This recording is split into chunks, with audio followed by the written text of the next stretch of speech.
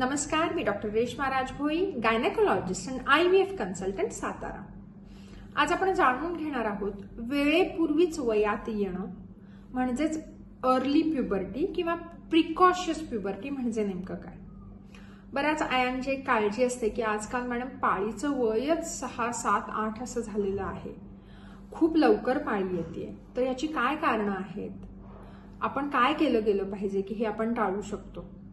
तर आज आपण जाणून घेणार आहोत वयात येणं म्हणजे नेमकं काय, हा कालावधी साधारणपणे केव्हा सुरू होतो, लवकर वयात येण्यामागची काय कारणं असू शकतात, कोणती लक्षणं आहेत की आपण त्याच्याकडे लक्ष दिलं गेलं पाहिजे, काय कॉम्प्लिकेशन्स होऊ शकतात आणि खूप महत्त्वाचं म्हणजे याच्या काही टेस्ट करणं गरजेचं आहे का, डॉक्टरांना दाखवणं गरजेचं आहे का, त्यांचा सल्ला घेणं गरजेचं आहे का, याच्यावरती ट्रीटमेंट आहे का आणि हे होण्याआधीच याच्यासाठी आपण काय करू शकतो की हे आपण टाळू शकतो, याविषयी आज आपण जाणून घेणार आहोत।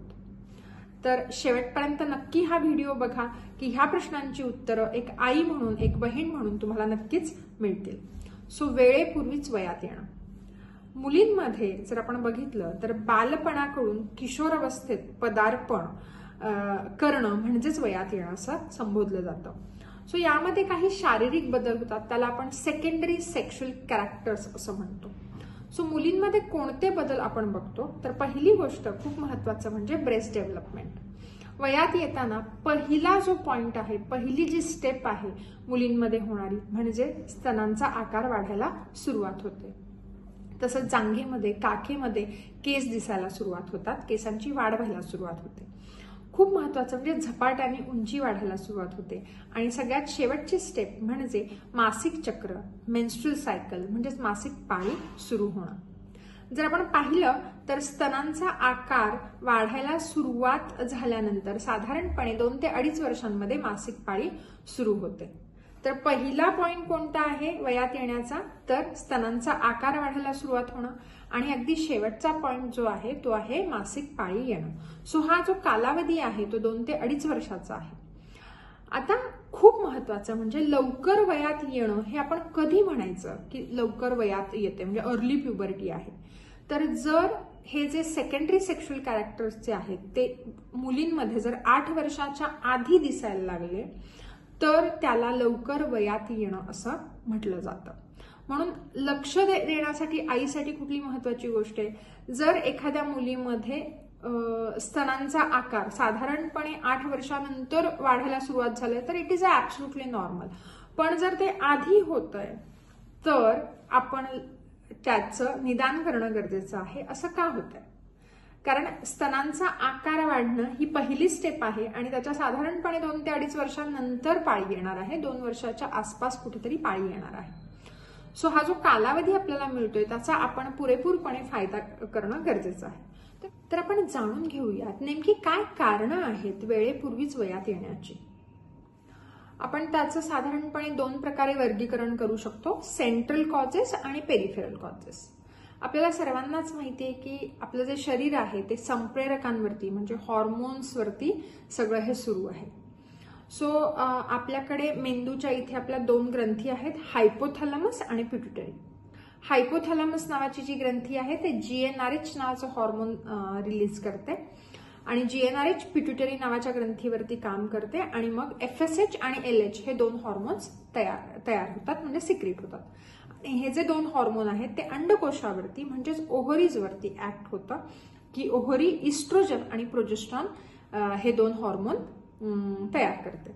सो ह्या ज्या हॉर्मोन्समध्ये जर कुठे इश्यू आला तर तो येण्याची कारणं काय असू शकतात, तर काही मुलींमध्ये अनुवांशिक हे असू शकतं की कंजेनायटल ॲडनल हायपरप्लाझिया जर मुलीमध्ये असेल तर अर्ली प्युबर्टी दिसून येते। तसंच मज्जारज्जू आणि मेंदूशी रिलेटेड काही ट्युमर्स आहेत की ज्यांच्यामध्ये अर्ली प्युबर्टी दिसून येते आणि थायरॉइडशी रिलेटेड समस्या म्हणजेच हायपोथायरॉइडिझम जर ट्रीट केला गेला नाही तर अर्ली प्युबर्टी म्हणजे वयात लवकर येणं दिसून येतं। मग काही पेरिफेरल कॉजेस आहेत, पेरिफेरल कॉजेसमध्ये काही शारीरिक कारणं आहेत आणि जीवनशैलीशी निगडीत काही कारणं आहेत। इथे मला खूप आवर्जून नमूद करायचं आहे की फक्त 10% मुलींमध्ये शारीरिक कारणं दिसून येतात आणि 90% मुलींमध्ये लवकर पाळी येण्याचं किंवा लवकर वयात येण्याची जी कारणं आहेत ही एक्झोजिनस म्हणजे जीवनशैलीशी निगडीत आहेत आणि म्हणून आपण त्याकडे लक्ष देणं खूप गरजेचं आहे.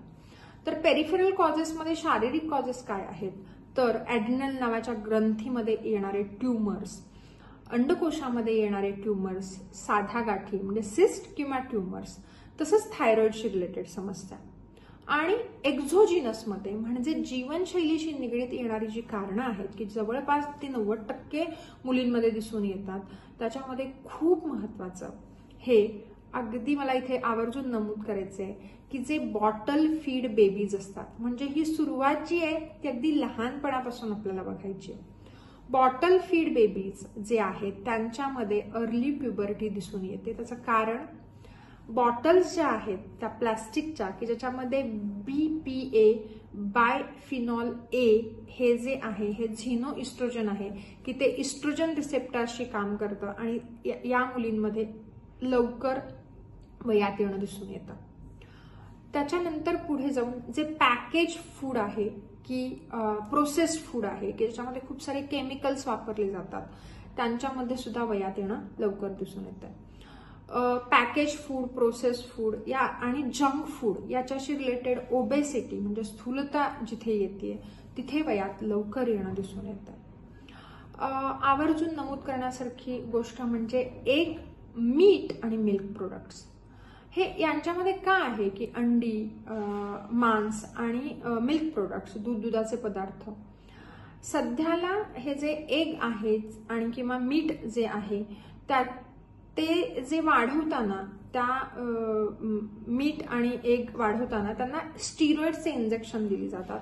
त्यांच्यामुळे त्यांचा केमिकल जे आहेत त्यांच्यामध्ये जे येणारे केमिकल्स आहेत ते आपल्या अन्नातून आपल्याला येतात आणि मग अर्ली प्युबर्टी दिसून येते. खूप महत्वाचं म्हणजे काही ड्रग्ज आहेत, कॉमन ड्रग्जमध्ये अर्ली प्युबर्टी दिसून येत नाही, पण अँटी इपिलेप्टिक ड्रग्ज की ज्यांच्यामध्ये फिट येण्याचा त्रास आहे, जर अशा मुलींमध्ये जर ते औषधं वापरली गेली तर अशा मुलींमध्ये सुद्धा अर्ली प्युबर्टी आढळून येते. इस्ट्रोजन असलेल्या क्रीम्स, कॉस्मॅटिक्स, खूप आजकाल काय झालंय की लवकरच मुली कॉस्मॅटिक्स वापरायला सुरुवात करतात. सो इस्ट्रोजन असणाऱ्या क्रीम्स असतील, काही हॉर्मोन्स असणाऱ्या क्रीम्स असतील तर अशा मुलींमध्ये सुद्धा अर्ली प्युबर्टी दिसून येते. एंडोक्राईन डिस्ट्रप्टर्स जे आहेत, कोणते एंडोक्राईन डिस्ट्रप्टर्स म्हणजे काय, नेमकं एंडोक्राईन डिस्ट्रप्टर्स म्हणजे काय याच्याविषयी आपण बोलूयात. की आपले जे संप्रेरक आहेत त्या संप्रेरकांचं असंतुलन जे पदार्थ करतात त्या गोष्टींमुळे अर्ली प्युबर्टी येते. त्याच्यामध्ये पहिली गोष्ट आहे BPA बिसफिनॉल A की जे आपल्या प्लास्टिक बॉटल्समध्ये आहे, जे आपण वापरतो त्या प्लास्टिकमध्ये आहे, प्लास्टिक रॅपर्समध्ये आहे आणि ते BPA जे आहे ते अर्ली प्युबर्टीला कारणीभूत आहे. एअर पोल्युटंट्स म्हणजे वायू प्रदूषण ज्याच्यामुळे होतंय त्याच्यात असणारे जे केमिकल्स आहेत ते सुद्धा हे एंडोक्राईन डिस्ट्रप्टर्स आहेत. साधी गोष्ट, कॉफीचं अति प्रमाणातलं सेवन सुद्धा एंडोक्राईन डिस्ट्रप्टर आहे. संप्रेरकांना ते असंतुलित करतं आणि अर्ली प्युबर्टी अशा मुलींमध्ये दिसून येते. सो बदलती जीवनशैली, ताणतणाव, स्थूलपणा, package food, process food, endocrine disruptors म्हणजे आपले हॉर्मोन्स जे आहेत, संप्रेरक जी आहेत त्याचं असंतुलन करणाऱ्या गोष्टी ज्या आहेत त्या जर आपल्या जीवनशैलीत असतील तर त्या गोष्टी आपल्या अर्ली प्युबर्टी म्हणजेच वेळेपूर्वीच वयात येण्यासाठी कारणीभूत आहेत आणि जवळजवळ 90% मुलींमध्ये हीच जास्त कारणं दिसून येत आहेत. तर आपण काय केलं गेलं पाहिजे? पहिली गोष्ट, जर वय वर्ष 8च्या आधीच जर मुलीमध्ये स्तनांचा आकार जर वाढायला लागला तर आपण डॉक्टरांचा सल्ला घेणं गरजेचं आहे. त्याचं कारण असं आहे की वेळेतच आपण ते थोडंसं थांबवू शकतो. अदरवाईज दोन खूप मोठ्या गोष्टी आपल्याला फेस कराव्या लागू शकतात. एक म्हणजे अडल्ट हाईटला ती मुलगी जात नाही, कारण जेव्हा तिला पाळी येते तेव्हा तिचं बोन एज जे आहे ते अडल्टचं झालेलं असतं. कारण इस्ट्रोजन म्हणजे जी संप्रेरक आहेत त्याच्यामुळे जे सेक्स हॉर्मोन्स आहेत त्याच्यामुळे हे जे बोन्स आहेत ते फ्यूज होतात, लॉंग बोन्स, आणि उंची कमी राहते.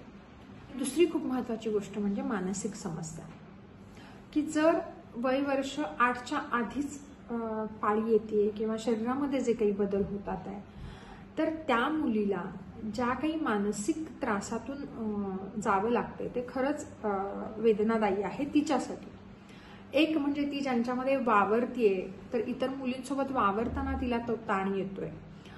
इव्हन पिरियड्स मॅनेज करणं, मासिक पाळी मॅनेज करणं पण त्या लहान कोवळ्या जीवाला ते थोडंसं डिफिकल्ट होऊन जातं, आणि म्हणून आपण लक्ष देणं गरजेचं आहे. कारण एक छोटं इंजेक्शन असतं JNRHचंच, ते दर 3 महिन्यातून जर आपण दिलं तर आपण पाळी थांबवू शकतो आणि आपण तिचं अडल्ट हाईट तिची येण्यापर्यंत आपण प्रयत्न करू शकतो. आणि ही जी मानसिक समस्या आहे त्या गोष्टींना आपण नक्कीच तिला हेल्प आउट करू शकतो. खूप महत्वाची गोष्ट राहते ती म्हणजे लाईफस्टाईल मॉडिफिकेशन, म्हणजेच बदलती जीवनशैली. अगदी लहानपणापासून बॉटल फिडिंग बंद केलं गेलं पाहिजे. Breast feeding is must. Feeding म्हणजे स्तनपान खूप महत्वाचं आहे. लहान वयापासून याची सुरुवात होतीये हे आपल्याला लक्षात, कारण स्टडीजनी प्रूव्ह केलेलं आहे की ज्या मुलींचं प्रॉपर ब्रेस्ट फिडिंग झालेलं आहे त्यांच्यामध्ये वयात येणं हे अगदी ॲव्हरेज 8 ते 13 वर्षामध्ये दिसून येते. दुसरा खूप महत्वाचा मुद्दा म्हणजे बॉटल्स, ज्या प्लास्टिक बॉटल्स आहेत ज्याच्यामध्ये BPA बिस्फिनॉल A जे आहे हा घटक जर असेल तर त्या बॉटल्स हद्दपार केल्या गेल्या पाहिजेत, त्या अजिबात वापरता कामा नये. तिसरी खूप महत्वाची गोष्ट, junk food, package food, processed food, these are all endocrine disruptors, ते वापरलं नाही गेलं पाहिजे. दुधाचे पदार्थ, मीठ ह्याचा वापर कमी करणं गरजेचं आहे. खूप महत्वाचं म्हणजे healthy food, home cook food, घरी बनवलेलं अन्न खाणं गरजेचं आहे. सेंद्रिय फळं, सेंद्रिय भाज्यांचा आहारामध्ये वापर करणं गरजेचं आहे. आपण जेव्हा फळं भाज्या घरी आणतोय तर स्वच्छ व्यवस्थित धुवून त्या वापरल्या गेल्या पाहिजे. व्यायामाचा अभाव अजिबात नाही पाहिजे. Exercise is very important for have an healthy life. योग्य वेळी निदान, योग्य उपचार, गरज असेल तर sonography, hormonal testing, FSH, LH, prolactin, thyroid, oestrogen ह्या काही हॉर्मोनल टेस्ट, गरज असेल तर इंजेक्शनचा वापर आणि लाईफस्टाईल मॉडिफिकेशन, ह्या गोष्टींमुळे आपण नक्कीच आपल्या मुलींना मदत करू शकतो. आशा आहे की हा व्हिडिओ तुम्हाला नक्कीच उपयोगी पडेल. काही तुमच्या शंका असतील तर तुम्ही आम्हाला लिहून पाठवू शकता. आमचा ईमेल ID drreshmak@gmail.com, drreshmak@gmail.com. धन्यवाद.